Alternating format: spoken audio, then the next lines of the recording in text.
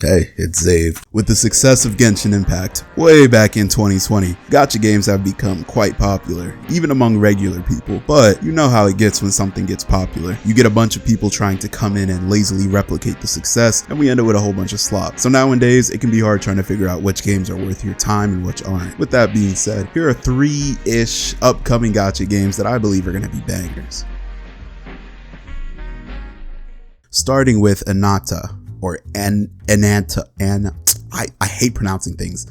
Now, before I give this game any praise, I want to be very clear. This game is not going to be an anime GTA. Unfortunately, because of the parallels made in the trailers and some similar game mechanics, people have started calling this game Anime GTA or Anime Spider-Man. I can guarantee you without a shadow of a doubt that this game will not have the depth or replayability of Grand Theft Auto or Spider-Man. Temper your expectations and remember, this is a gacha game. Alright, now that we're on the same page, let me tell you why I think Anata will be worth your time. The main selling point of Anata seems to be its characters and its world. The only two high quality open world gacha games right now are Genshin Impact and Wuthering Waves, but neither of those games take place in a modern day setting. Genshin is a high fantasy setting while Wuthering Waves is a post-apocalyptic sci-fi setting.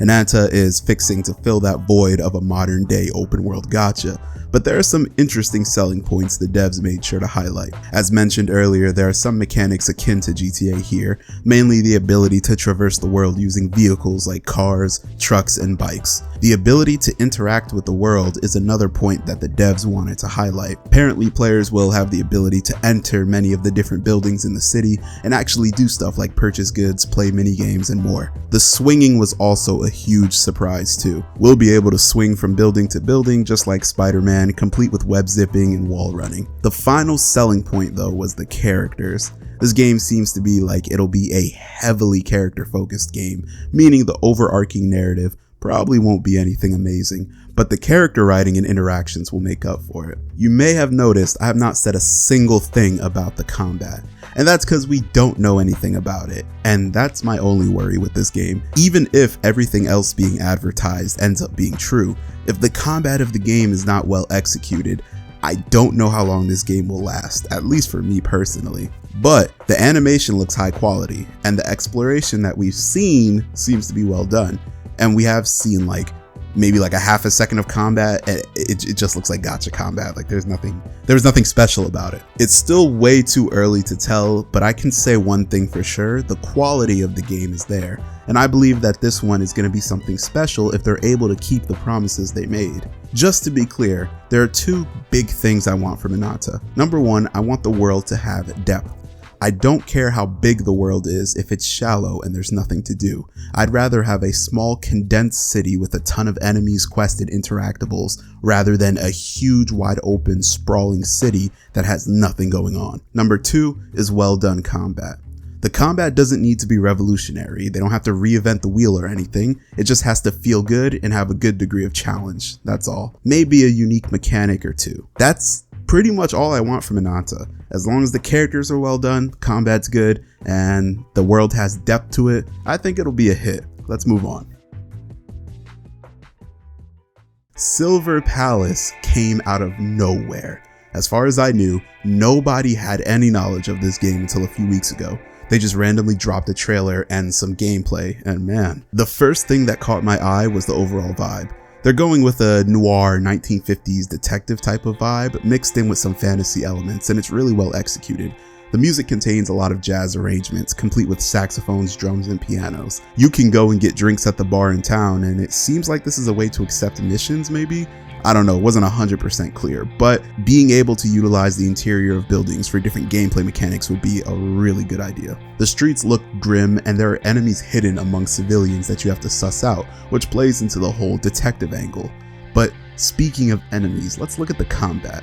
I really like the way it looks. The first thing that sticks out to me is the camera. I've seen some mixed opinions about the camera angle. Some people saying it's way too close and they want them to pull the camera out, kind of like how Genshin and Wuthering Waves currently is. But honestly, I like how close it is. Number one, it's unique, and number two, that over-the-shoulder look gives a more intimate feeling to the action. As long as the devs make sure not to crowd the screen with special effects and we're able to clearly see what's going on in combat, I can see this working out in the long run. The hits and parries also seem satisfying to do, which is a big must when it comes to an action game. And there even seems to be some type of stealth mechanics. The city also looks amazing. It looks like they really studied architecture when putting together the environment. The trams that can be seen going throughout the city, you can actually enter some of the buildings and interact with the stuff inside, and the overall traversal. One major point that everyone noticed and was hyped about was the fact that you can use a Pegasus to travel. It seems like the game has a full mount system, so there could possibly be other things besides the Pegasus,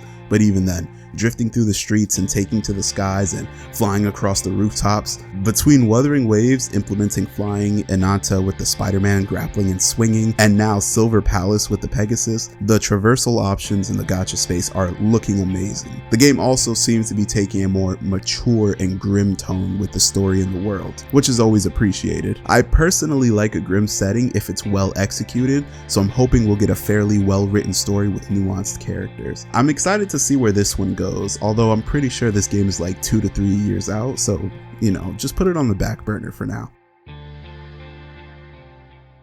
On to the final games, Azure Parmelia and Arknights Enfield. That's right, in this portion we're going to cover 2 games, and the reason why is because I don't have a lot to say on either one, so I figured I'd just condense them into one part. While I don't have a lot to say, I do think they will be worth your time when they come out.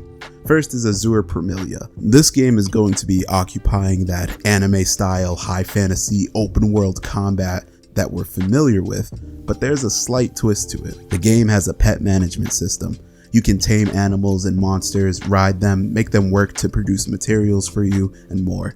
It kind of reminds me of Pal World. A lot of people are hyped for this one because that aspect has never really been explored in gacha, at least not to this degree, and I'm interested to see how they'll be able to implement that gameplay style into a gacha. The only thing I don't like from what I've seen is the character designs. They're all pretty boring, and this game is like a hardcore waifu collector. I genuinely don't think there was a single male character in any of the gameplay and trailers that I've seen besides the MC. However, if the whole harem thing is your jam, then this game is probably right up your alley. Enfield is sure to be a hit though.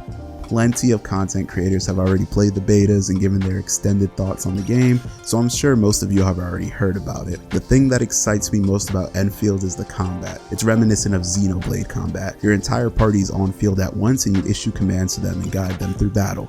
I love how different it is from the current standard of gacha combat, and because it belongs to the Arknights IP, the character designs and story are already knockouts. The only thing I'm worried about is the base building. I'll be blunt here, I'm not into that shit at all. It seems boring. With that being said, if the story and combat and exploration are well done enough, I can bear the base building stuff, but I'm just saying keep that in mind when the game comes out. That's all for the games that I'm keeping an eye out on and that I think are worth your time. There are quite a few other gachas that are coming that seem promising, like the open world 7 Deadly Sins one, Duet Night Abyss, Neverness to Everness, and a few more, but I'm not 100% sold on those games yet. Obviously, I'm gonna try them when they come out, but I haven't really given them my stamp of approval yet. And you know my stamp of approval is worth $1 billion. Alright, that's all from me. Let me know what you're excited for and what you're looking forward to, and let me know if you played any of the betas for these games. I have the worst luck when it comes to getting into betas. I never get into anything ever, so I haven't played any of these games yet, but let me know if you have. Alright, peace.